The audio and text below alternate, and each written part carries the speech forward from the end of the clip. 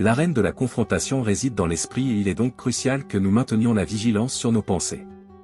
Même si votre situation peut paraître difficile ou déroutante, n'oubliez pas que vous n'êtes pas seul.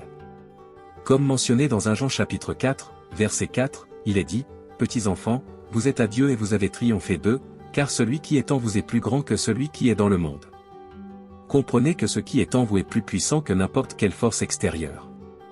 Si vous compreniez et croyez vraiment cela, si vous étiez convaincu que Jésus-Christ, votre Seigneur et Sauveur, est supérieur à toute influence extérieure, alors vous seriez ferme et confiant, même face aux défis les plus difficiles. Comme mentionné dans 2 Corinthiens chapitre 10, versets 3 à 6, même si nous vivons dans des corps physiques, notre combat ne se déroule pas en termes purement physiques. Les armes que nous utilisons dans notre lutte ne sont pas charnelles, mais divines, capables de détruire les forteresses et de renverser les arguments, rejetant tout orgueil qui s'oppose à la connaissance de Dieu.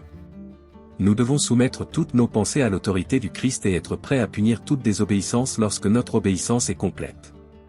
Cela implique que chaque pensée de notre vie doit être subordonnée au règne de Jésus-Christ. Comme nous le rappelle Proverbes chapitre 23, verset 7, « Car tel que chacun pense dans son cœur, tel est lui. » Les gens sont souvent prisonniers de leurs propres pensées et schémas de pensée. Parfois, ce n'est pas que Dieu n'agit pas dans nos vies ou qu'il n'ouvre pas les portes, mais plutôt que nous manquons de foi. Lorsque nous laissons le doute s'infiltrer dans notre esprit et dans notre cœur, cela nous empêche de réaliser ce que Dieu nous réserve. Ces schémas de pensée négatifs et souvent destructeurs se forment. Cependant, la Bible nous avertit dans Colossiens chapitre 3, verset 2 de nous concentrer sur les choses d'en haut, et non sur les choses terrestres. Il est instructif de constater que la Bible nous encourage à renouveler notre esprit en le tournant vers les choses célestes. Cela établit un modèle de pensée divine. Par conséquent, il est important de se demander pourquoi vous pensez ainsi et si vos pensées sont conformes à la parole de Dieu. Être conscient de ce que vous pensez et des types de pensées que vous cultivez est crucial car il façonne votre état d'esprit. Je vous encourage à prendre votre vie mentale au sérieux. Maintenant, unissons-nous dans la prière. Seigneur Jésus, nous venons à toi avec honneur, gloire et louange. Tu es digne de tout notre culte, Dieu et Père. En méditant sur ta parole, Seigneur, nous reconnaissons l'importance de soumettre chaque pensée à l'obéissance du Christ. Nous demandons votre aide dans cet aspect de notre vie, pour garder nos pensées et maîtriser chaque pensée pécheresse. Aide-nous à garder notre esprit concentré sur les choses célestes, à vivre selon ta volonté. Pour chaque pensée impure, pour chaque pensée égoïste, Seigneur, je prie pour que tu m'aides à la maîtriser et à la rejeter. Puisse le Saint-Esprit m'aider à penser aux choses d'en haut. Souvent, Seigneur, mes yeux naturels ne verront que les difficultés autour de moi, mais je prie pour que tu ouvres mes yeux spirituels, afin que je puisse percevoir ta protection autour de moi, reconnaissant la faveur et la grâce que tu as répandue sur ma vie. Je prie pour que le Saint-Esprit me remplisse de courage et d'audace, me rappelant que je ne suis pas un esclave de la peur, mais un enfant de Dieu. On ne m'a pas donné un esprit de peur, mais un esprit de puissance, d'amour et de bon sens. Aide-moi à comprendre, Seigneur Jésus, que le vrai chemin de la justice est celui que tu as décrit lorsque tu as dit à tes disciples, « Si quelqu'un veut me suivre, qu'il renonce à lui-même, qu'il prenne sa croix et qu'il me suive. Veut sauver sa vie, la perdra, mais celui qui perdra sa vie à cause de moi la retrouvera. » Seigneur Jésus, tu nous appelles à renoncer à nous-mêmes et à abandonner nos intérêts égoïstes.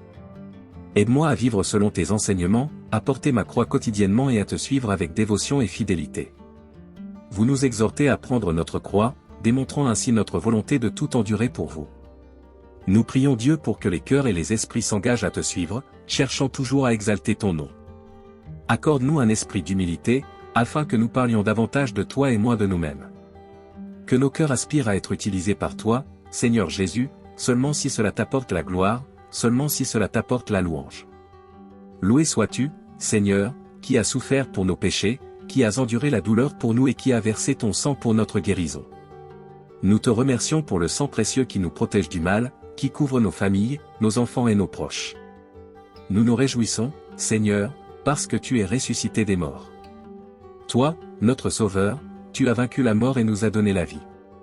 Nous te glorifions, Tout-Puissant, qui peut ressusciter et restaurer.